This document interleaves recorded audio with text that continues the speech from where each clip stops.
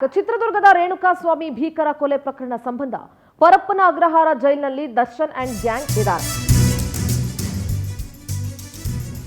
Parappana ಅಗ್ರಹಾರದಲ್ಲಿ ಡೆವಿಲ್ಗೆ real ದರ್ಶನ ಆಗ್ತಾ ಇದೆ. ಈಗ ಜೈಲ್ ಅಂದ್ರೆ ಏನು ಅಂತ 2 ಗಂಟೆಗಳ ಕಾಲ ಕಾದು ದರ್ಶನನ್ನ ಭೇಟಿಯಾಗಿ ಹೋಗಿದ್ರು ವಿಜಯಲಕ್ಷ್ಮಿ.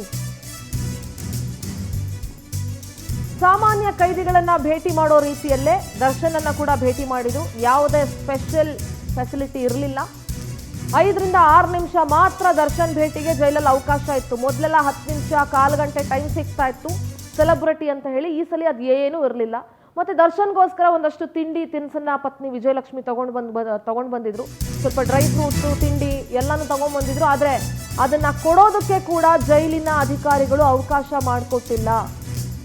ಬೇಡ ಮೇಡಮ್, ಇಲ್ಲೇ ಬೇಕ್ರಿ ಇದೆ, ಏನು ಬೇಕೋ ತಿಂಡಿ ತಿನಿಸು ಇಲ್ಲೇ ಸಿಗುತ್ತೆ, ಅದನ್ನೇ ಪರ್ಚೇಸ್ ಮಾಡಿ ಅಂತ ಹೇಳಿದ್ದಾರೆ. ಇನ್ನು ತಿಂಡಿ ತಿನಿಸು ಎಲ್ಲವನ್ನ ಕೂಡ ವಾಪಸ್ ತಗೊಂಡು ಹೋಗಿದ್ದಾರೆ ದರ್ಶನ್ ಪತ್ನಿ ವಿಜಯಲಕ್ಷ್ಮಿ. ಯಾರಿಗೇ ಆಗ್ಲಿ ನೋವಾಗುತ್ತೆ, ಈ ರೀತಿ ನನ್ನನ್ನ ನೋಡೋದಕ್ಕೆ ಬರಬೇಡ ಅಂತ ದರ್ಶನ್ ಹೇಳಿ ಕಳಿಸಿದಾರಂತೆ. ಪತಿಯ ಸ್ಥಿತಿಯನ್ನ ಕಂಡು ಕಣ್ಣೀರು ಹಾಕ್ತಾ ವಿಜಯಲಕ್ಷ್ಮಿ ಹೊರಗಡೆ ಬಂದರು. ನೋಡಿ, ತಗೊಂಡು ಬಂದಿದ್ದಂಥ ಎಲ್ಲ ತಿಂಡಿಯನ್ನ ಕೂಡ ವಾಪಸ್ ತೆಗೆದುಕೊಂಡು ಹೋಗ್ಲಾಗ್ತಿದೆ. ಈ ರೀತಿ ನನ್ನನ್ನು ನೀನು ನೋಡೋದಕ್ಕೆ ಬರಬೇಡ ಅಂತ ಹೇಳಿದ್ರಂತೆ ದರ್ಶನ್.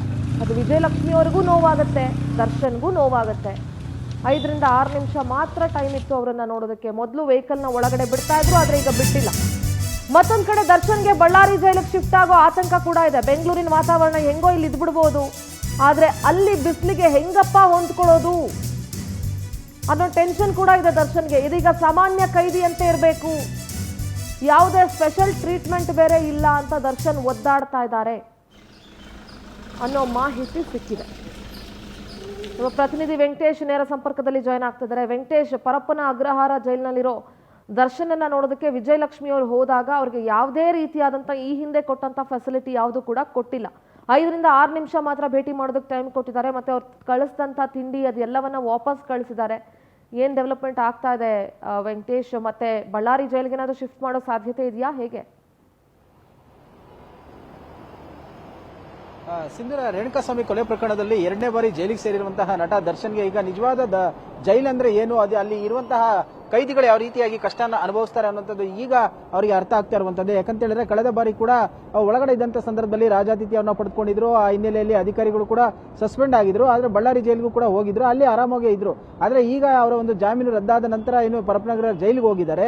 ಆ ಸಂದರ್ಭದಲ್ಲಿ ಈಗ ಅವರಿಗೆ ರಿಯಲ್ ಆದಂತಹ ಒಂದು ಜೈಲ್ ಅಂದ್ರೆ ಏನು, ಅಲ್ಲಿ ಕೈದಿಗಳು ಯಾವ ರೀತಿಯಾಗಿ ಇರ್ತಾರೆ ಅನ್ನೋದು ಕೂಡ ಅರ್ಥ ಆಗಿದೆ. ಯಾಕಂತ ಹೇಳಿದ್ರೆ ಈಗ ಆ ವಿಚಾರಣೆ ದಿನ ಕೈದಿಗಳನ್ನ ಭೇಟಿ ಮಾಡಕ್ಕೆ ಹೋಗುವಂತ ಅವರ ಸಂಬಂಧಿಕರು ಒಳಗಡೆ ಹೋಗ್ತಾರೆ. ಹೋಗುವಂತ ಸಂದರ್ಭದಲ್ಲಿ ಅಲ್ಲಿ ಅವರು ಎಂಟ್ರಿಯನ್ನು ಹಾಕಬೇಕು. ಎಂಟ್ರಿ ಹಾಕಿ ಅವರು ಕಾಯಬೇಕಾಗುತ್ತೆ. ಆಗ ಅಲ್ಲಿ ಒಳಗಡೆ ಕೂಡ ಇಂಥ ಒಂದು ಕೇಸ್ಗೆ ಸಂಬಂಧಪಟ್ಟಂತೆ ಇಂಥ ಪೊಲೀಸ್ ಸ್ಟೇಷನ್ ಅಂತ ಹೇಳಿ ಒಂದು ಆರೋಪಿ ಹೆಸರನ್ನ ಕರೀತಾರೆ. ಆಗ ಅವರು ಹೊರಗಡೆ ಬಂದು ಮಾತನಾಡಬೇಕಾಗುತ್ತೆ. ಮಾತಾಡುವಂತ ಸಂದರ್ಭದಲ್ಲಿ ಕೂಡ ಅವರಿಗೆ ಆ ಪರದೆಯ ರೀತಿಯಾಗಿ ಗ್ರಿಲ್ಗಳನ್ನು ಕೂಡ ಅಳವಡಿಸಲಾಗಿರುತ್ತೆ. ಯಾವುದೇ ರೀತಿಯಾದಂತಹ ಒಂದು ಮುಖಾಮುಖಿ ಮಾತನಾಡೋದಕ್ಕೆ ಮುಕ್ತವಾಗಿ ಅವಕಾಶ ಕೂಡ ಇರೋದಿಲ್ಲ. ಅದೇ ರೀತಿಯಾಗಿ ದರ್ಶನ್ ಕೂಡ ಈಗ ಅಲ್ಲಿ ಈಗ ಕಾಲ ಕಳೀತಾ ಇರುವಂತದ್ದು. ವಿಜಯಲಕ್ಷ್ಮಿ ಅವರು ಕೂಡ ಸುಮಾರು 2.5 ಗಂಟೆಗಳ ಕಾಲ ಹೊರಗಡೆ ಕಾದು ಒಂದು ಎಂಟ್ರಿಯನ್ನು ಹಾಕ್ತಾರೆ. ಆಗ ಜೈಲು ಅಧಿಕಾರಿಗಳು ಅವರ ಹೆಸರನ್ನ ಕಾದಂತಹ ವೇಳೆಯಲ್ಲಿ ಒಳಗಡೆ ಹೋಗ್ತಾರೆ. ಆಗ ಒಂದು 2 ನಿಮಿಷಗಳ ಕಾಲ, 2 ರಿಂದ 3 ನಿಮಿಷಗಳ ಕಾಲ ಮಾತಾಡಕ್ಕೆ ಅವಕಾಶ ಇರುತ್ತೆ. ಆದ್ರೆ ಇಲ್ಲಿ ಒಂದು 5 ನಿಮಿಷಗಳ ಕಾಲ ಅವರಿಗೆ ಮಾತಾಡಕ್ಕೆ ಅವಕಾಶವನ್ನು ಕೊಟ್ಟಿದ್ದಾರೆ. ಜೊತೆಗೆ ಕೆಲವೊಂದಷ್ಟು ತಿಂಡಿ ತಿನಿಸುಗಳನ್ನು ಕೂಡ ತೆಗೆದುಕೊಂಡು ಹೋಗಿದ್ರು, ಡ್ರೈ ಫ್ರೂಟ್ಸ್ ಸೇರಿದಂತೆ ಬೇಕರಿ ಐಟಮ್ಗಳು, ಫ್ರೂಟ್ಸ್ಗಳನ್ನು ಎಲ್ಲವನ್ನು ಕೂಡ. ಆದ್ರೆ ಜೈಲಿನ ಅಧಿಕಾರಿಗಳು ದರ್ಶನ್ ಅವರಿಗೆ ಕೊಡೋದಕ್ಕೆ ನಿರಾಕರಣೆ ಮಾಡಿದ್ದಾರೆ. ಯಾಕಂದ್ರೆ ಈಗ ಯಾವುದೇ ರೀತಿಯಾದಂತಹ ಒಂದು ಸ್ಪೆಷಲ್ ಟ್ರೀಟ್ಮೆಂಟ್ ಕೂಡ ಇಲ್ಲ. ಸಾಮಾನ್ಯ ಕೈದಿಯಂತೆ ಅವ್ರು ಇರಬೇಕಾಗುತ್ತೆ, ಅಲ್ಲಿ ನಿಗಾವನ್ನು ಇಡಬೇಕಂತ ಹೇಳಿ ಈಗಾಗಲೇ ಕೂಡ ಅಧಿಕಾರಿಗಳಿಗೆ ದಯಾನಂದ್ ಅವರು ಸೂಚನೆ ಕೊಟ್ಟಿರುವ ಹಿನ್ನೆಲೆಯಲ್ಲಿ ಇಲ್ಲಿ ಯಾವುದೂ ಕೂಡ ಅವಕಾಶವಿಲ್ಲ. ಬೇಕಾದಂತಹ ಏನಾದರೂ ಆ ರೀತಿಯಾದಂತಹ ತಿಂಡಿ ತಿನಿಸುಗಳು ಬೇಕಾದ್ರೆ ಇಲ್ಲೇ ಬೇಕರಿ ಇದೆ, ಅಲ್ಲೇ ಪರ್ಚೇಸ್ ಮಾಡಬಹುದು, ನೀವು ಹಣ ಕೊಟ್ಟರೆ ಇಲ್ಲೇ ಸಿಗುತ್ತೆ ಅಂತ ಕೂಡ ಹೇಳಿದ್ದಾರೆ. ಹಾಗಾಗಿ ಅವರು ತೆಗೆದುಕೊಂಡು ಹೋದಂತಹ ಎಲ್ಲ ತಿಂಡಿ ತಿನಿಸುಗಳು ಕೂಡ ವಾಪಸ್ಸನ್ನು ತೆಗೆದುಕೊಂಡು ಬಂದಿರುವುದೊಂದು. ಈ ಸಂದರ್ಭದಲ್ಲಿ ದರ್ಶನ್ ಅವರು ಕೂಡ ಪತ್ನಿ ವಿಜಯಲಕ್ಷ್ಮಿ ಅವರನ್ನು ನೋಡಿ ಒಂದು ಭಾವನಾತ್ಮಕವಾಗಿ ಒಂದು ವಿಚಾರವನ್ನು ಕೂಡ ಹೇಳಿದ್ದಾರೆ. ಅಂದ್ರೆ ಈ ರೀತಿಯಾಗಿ ನೀನು ನನ್ನ ನೋಡೋದಕ್ಕೆ ಬರಬೇಡ, ನನಗೂ ಕೂಡ ಸಂಕಟ ಆಗುತ್ತೆ, ನೀನು ಕೂಡ ಬೇಜಾರಾಗ್ತೀಯ ಅಂತ ಹೇಳಿರುವಂತದ್ದು. ಇದು ಎಂತವರಿಗೂ ಕೂಡ ಸಾಮಾನ್ಯವಾಗಿ ಮನಸ್ಸಿಗೆ ನೋವುಂಟು ಮಾಡುವಂತಹ ಅಂತ ಹೇಳ್ಬೋದು ಸಿಂಧೂರ.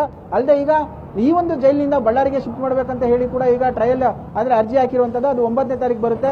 ಅಲ್ಲಿಗೇನಾದ್ರೂ ಹೋದ್ರೆ ಮತ್ತೆ ದರ್ಶನ್ಗೆ ಆ ಒಂದು ಬಿಸಿಲಿನ ಒಂದು ತಾಪಮಾನವನ್ನು ತಡೆದುಕೊಳ್ಳೋದಕ್ಕೆ ಎಷ್ಟು ಮಟ್ಟಿಗೆ ಆಗುತ್ತೆ ಅನ್ನೋದು ನೋಡಬೇಕು. ಯಾಕಂದ್ರೆ ಅಲ್ಲಿ ಯಾವುದೇ ರೀತಿಯಾದಂತಹ ಸ್ಪೆಷಲ್ ಟ್ರೀಟ್ಮೆಂಟ್ಗೆ ಅವಕಾಶ ಇಲ್ಲ ಅನ್ನುವಂಥದ್ದು ಈಗಾಗಲೇ ಎಚ್ಚರಿಕೆಯನ್ನು ಕೊಟ್ಟಿರುವಂತದ್ದು ಅಧಿಕಾರಿಗಳಿಗೆ. ಸಿಂಧೂರ, ಥ್ಯಾಂಕ್ ಯು ವೆಂಕಟೇಶ್, ನಿಮ್ಮೆಲ್ಲ ಡೀಟೇಲ್ಸ್ಗಾಗಿ.